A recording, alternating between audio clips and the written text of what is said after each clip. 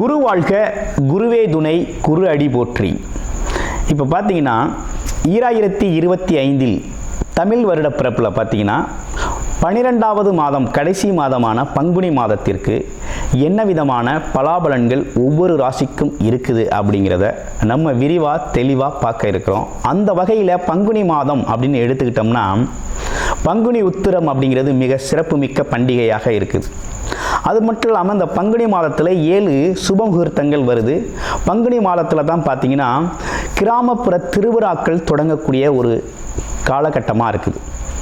இந்த பங்குனி மாதத்தில் சூரிய பகவான் பார்த்தீங்கன்னா காலச்சக்கரத்தின் 12வது ராசியான மீனம் ராசியில் அமர்ந்து அருள்வளிக்கக்கூடிய ஒரு அற்புதமான மாதமாக இந்த மாதம் இருக்குது.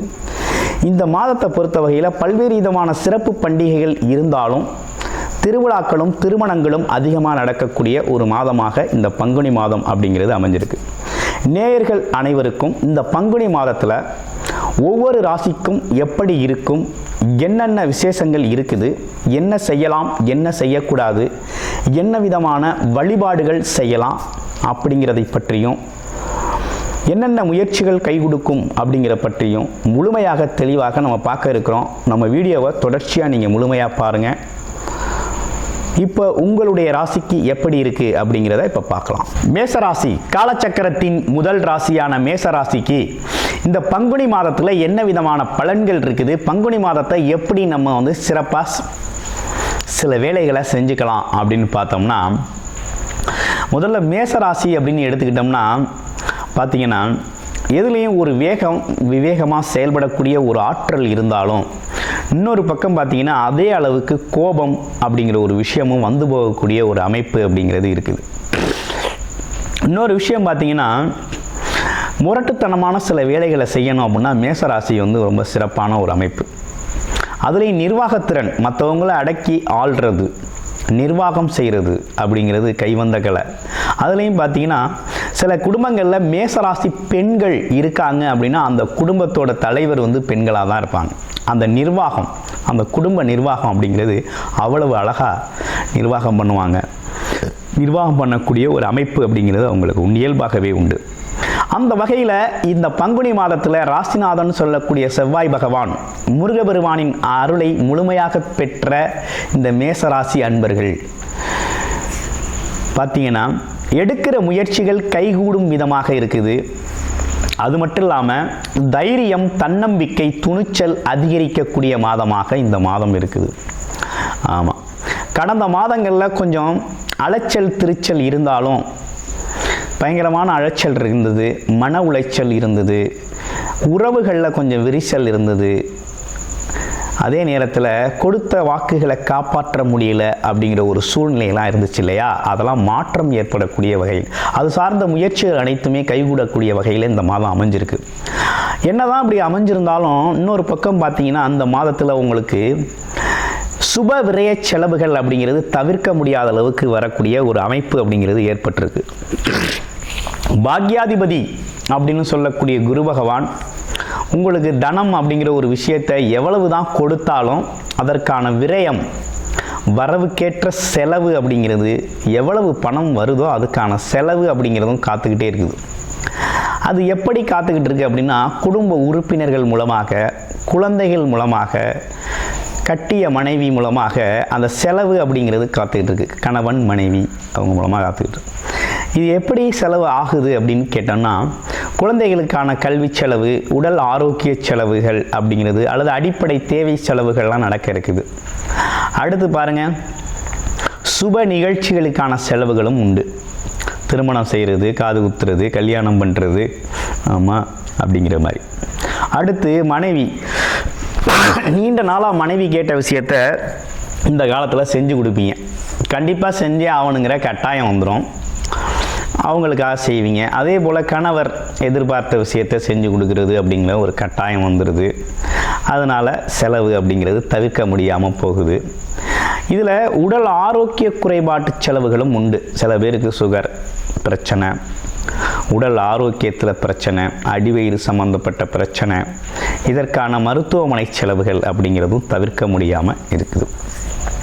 அப்புறம் வசதிக்காக செலவு பண்ணுறது எப்படின்னா இந்த கௌரவம், அந்தஸ்து, ஸ்டேட்டஸ் மெயின்டைன் பண்ணுறது அப்படிங்கிற மாதிரி வசதி வாய்ப்புகளுக்காக செலவு செய்கிறது. ஆமாம், தேவை மற்றும் தேவையில்லா செலவுகள் அப்படிங்கிறது பார்த்திங்கன்னா கொஞ்சம் நிறையவே இந்த மாதத்தில் இருக்குங்க. அது நீங்கள் பார்த்து உங்களோட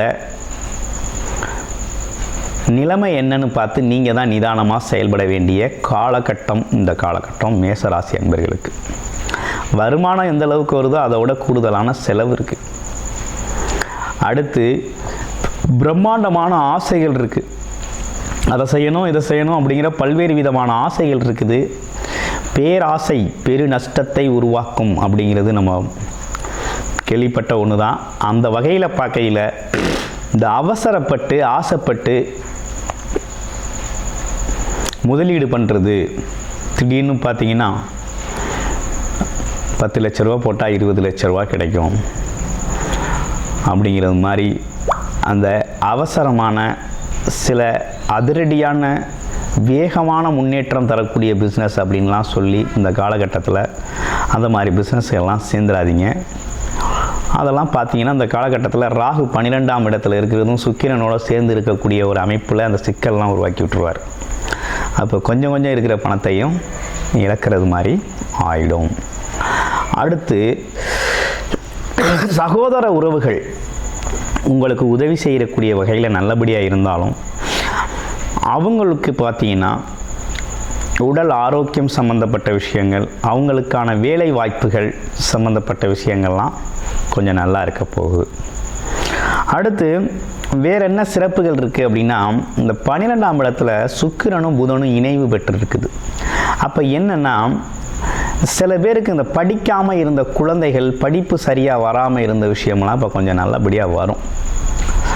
ஆமாம், கொஞ்சம் நல்லபடியாக படிப்பு வரக்கூடிய ஒரு அமைப்பு அப்படிங்கிறது இருக்குது. வேற என்ன அப்படின்னு பார்க்கையில் தொழில் வருமானம் அப்படிங்கிறது ஒரு நிரந்தரமான தொழில் வருமானம் அப்படிங்கிறது உண்டு. அதில் எதுவும் குறையில்லை. தொழில் அது மட்டும் இல்லாமல் வியாபாரம் செய்கிறவங்களை பொறுத்த வகையில் ஒன்றும் பெரிய குறையில்லை, நல்லபடியாக தான் போகுது இந்த காலகட்டம்.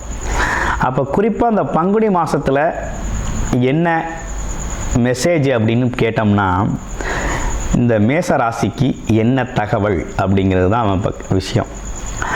இப்போ என்ன மேசராசியை பொறுத்த வகையில் என்ன தகவல்னா, விரய செலவுகள் நிறைய இருக்குது. சுப விரய செலவுகள், தவிர்க்க முடியாத சுப விரய செலவுகள் நிறைய இருக்குது அப்படிங்கிறது ஒரு விஷயம்.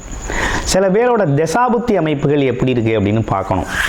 உங்களுடைய லக்கணம் என்ன, நீங்கள் என்ன தசாபுத்தி அமைப்பில் இப்போ ரன்னிங்கில் இருக்குது அப்படிங்கிறத பொறுத்து சில மாற்றங்கள் உண்டு. சில விஷயங்களை தவிர்த்து கொள்ள முடியும், தள்ளி போட்டுக்க முடியும், அப்படிப்பட்ட விஷயங்கள்லாம் நடக்குது. நான் மேசராசி நண்பர்களோட ஜாதகம் நிறைய பார்த்த வகையில் சொல்கிறேன். இப்போ இந்த காலகட்டத்தை பொறுத்த வகையில் என்னென்னு கேட்டிங்கன்னா, மேசராசி அப்படின்னு எடுத்துக்கிட்டோம்னா, இந்த வயது 60 வயதை தாண்டியவர்களுக்கெல்லாம் பார்த்திங்கன்னா உடல் உபாதை பிரச்சனைகளில் கொஞ்சம் நிறைய சிக்கல்கள் இருக்குது.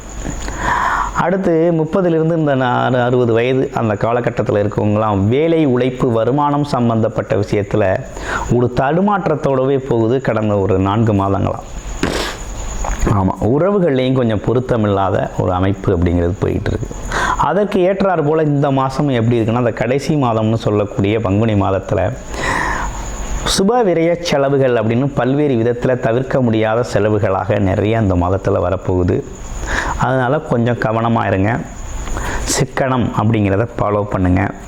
அதே போல் உறவுகள் கொஞ்சம் உதவி செய்வாங்க. ஆமாம், இளைய சகோதர சகோதரி உறவுகள்லாம் உங்களுக்கு நல்லபடியாக உதவி செய்வாங்க. ஓரளவுக்கு உங்களோட பயணம் அப்படிங்கிறது நல்லாயிருக்கும்.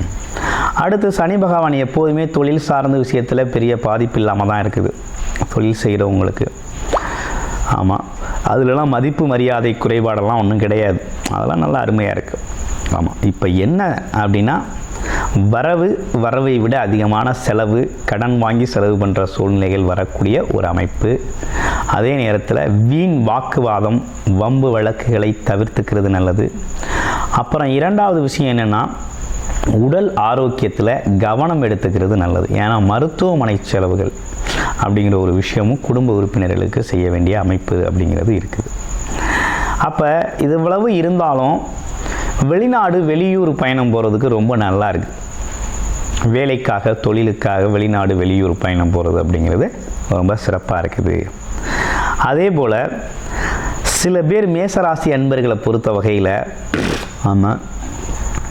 என்னென்னா உறவுகள் சம்மந்தப்பட்ட நண்பர்கள் சம்மந்தப்பட்ட விஷயத்தில் கொஞ்சம் கவனமாகவே இருக்கணும்.